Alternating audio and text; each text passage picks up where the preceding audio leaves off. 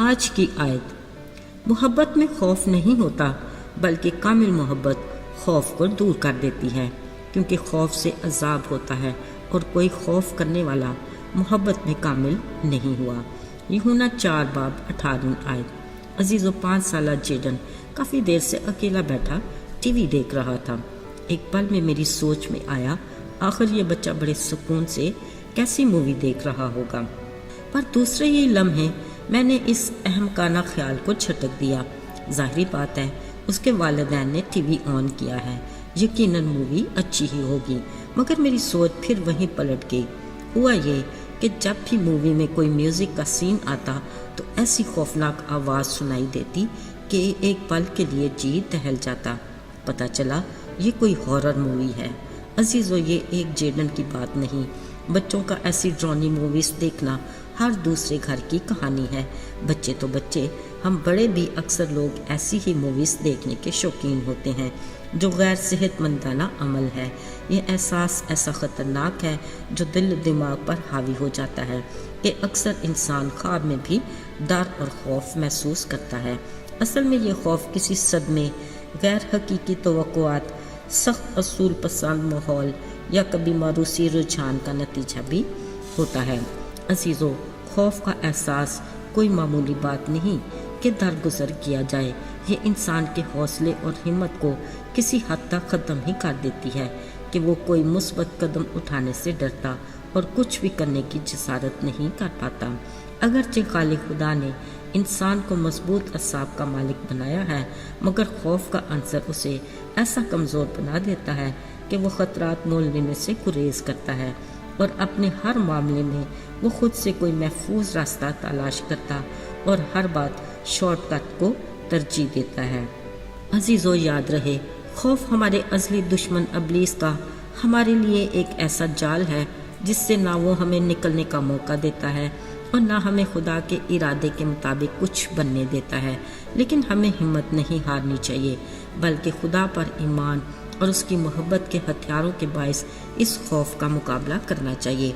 کلام مقدس میں لکھا ہے، محبت میں خوف نہیں ہوتا بلکہ کامل محبت خوف کو دور کر دیتی ہے۔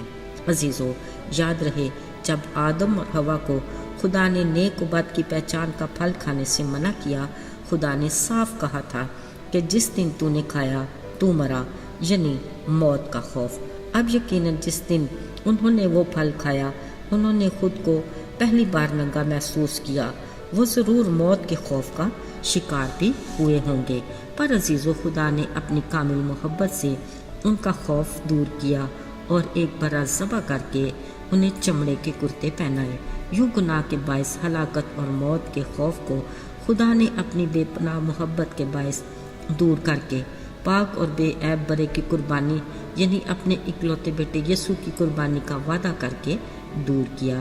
کیونکہ کلام مقدس میں یوں لکھا ہے، گناہ کی مزدوری موت ہے اور جو جان گناہ کرے گی سو مرے گی۔ اور یہ بھی کہ خدا کسی کی ہلاکت نہیں چاہتا، بلکہ یہ چاہتا ہے کہ سب کی توبہ تک نوبت پہنچے، یعنی ہر گناہ گار کا خوف ہلاکت اور موت ہے جو خدا نے اپنی کامل محبت سے دور کیا۔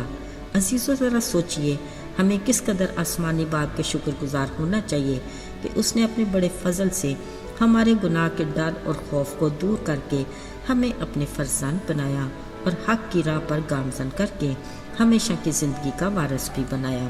میرے عزیزو، یاد رہے، خوف انسان کو اپاہج اور معذور کر دیتا ہے، فقط محبت ہی اس کا توڑ ہے۔ ہمیں بھی خدا پر ایمان، یقین اور بھروسہ رکھتے محبت کے ہتھیار سے گناہ کے خوف کا مقابلہ کرنا ہے۔ آئیے دعا کریں۔